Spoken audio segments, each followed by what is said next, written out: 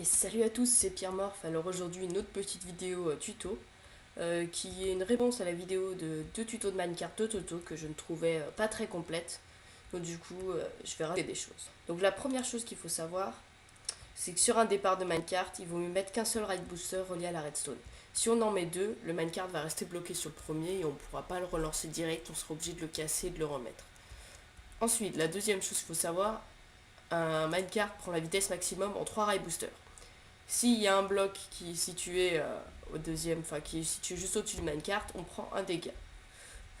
Donc déjà il y a ça qu'on peut savoir. Les minecarts peuvent aussi tomber. Ce qu'il faut aussi savoir, c'est que un minecart, quand il a la vitesse maximale, il suffit de un rail booster tous les 32 blocs pour qu'il la garde.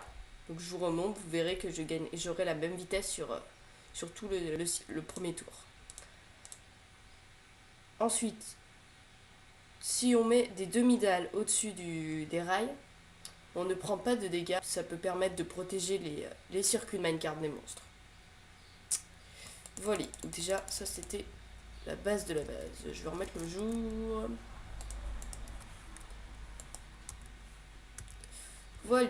Ensuite, deuxième chose qu'il faut savoir, c'est pour les croisements, les carrefours, enfin je sais pas comment vous appelez ça, qui peuvent être activés avec de la redstone, aussi bien avec un bouton qu'avec un levier. Donc ça, je vous montrerai une utilisation de ce système plus tard. Ensuite, dès qu'un minecart qui a de la vitesse se cogne contre un bloc, il retourne en arrière. Ensuite, nous avons les détecteurs rails qui servent de plaque de pression pour les minecarts, ce qui peut être utile pour certains systèmes. Donc par exemple ici, imaginons vous êtes dans votre mine, vous avez votre Minecraft, voilà, votre minecart avec vos minerais et vous voulez, je suis perdu, vous voulez le ramener chez vous, vous activez, hop, il va chez vous. Bon là ça revient, vous pouvez pas entendre, mais bon j'ai fait un petit système de signal sonore, par exemple quand il arrive, là, par exemple ça fait si la sol, dès que ça arrive. Un petit système tout simple. Donc pour ceux qui savent pas, on peut aussi mettre des fours dans des minecarts. Donc il suffit juste dans la table de craft de mettre le coffre au-dessus du minecart, ou bien le four au-dessus du minecart. Donc ensuite, là je vais vous présenter d'abord ce système là. Est-ce que j'en ai fait un spécial? Non. Excusez-moi pour le bruit de moto, j'ai pas fermé toutes les fenêtres. Donc l'avantage, c'est que pour les croisements, on peut utiliser un système de BUD switch qui est assez bien. Donc un BUD switch, c'est ça, je vous montre. C'est un piston qui pousse un bloc, une torche, de la redstone qui active un repeater avec un délai de 4, qui active un inverseur, qui active cette redstone active le piston. Donc le principe, c'est que en fait, le BUD switch, c'est dès qu'on pose un bloc, ça fait un signal. Et dès qu'on en casse un, hop, ça fait un signal aussi. Mais ça marche aussi parce qu'en fait, c'est quand l'idée du bloc change. Donc ça peut permettre aussi de, quand on fait cuire quelque chose dans un four. Voilà. Je sais pas si vous aviez vu, mais ça l'a fait. Ou quand on met un CD dans un jukebox. Ou quand on l'enlève. Voilà. Donc là, on peut s'en servir pour faire un croisement. Et servir un croisement. Mais le problème, c'est que c'est trop galère à utiliser comme bouton, ce système.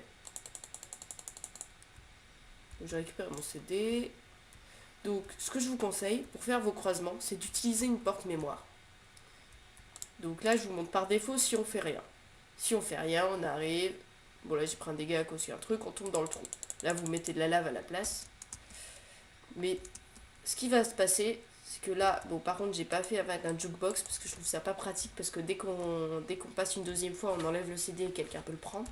Donc, moi, je préfère utiliser une bêche pour bêcher la terre. Ça marche aussi parce qu'on passe de farm à farmland, enfin de terre à farmland. Je vais vous montre avec tout mon item. Regardez, farmland 60. Et la dirt, c'est 3. Donc on passe d'un bloc d'ID 3 à un bloc d'ID 60. Donc ce n'est plus le même bloc.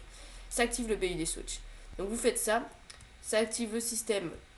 Enfin, je vous ai expliqué depuis le début. Alors, dès qu'on met un signal, ça active la porte mémoire qui retient le signal. Donc du coup, le fait agir comme si c'était un levier.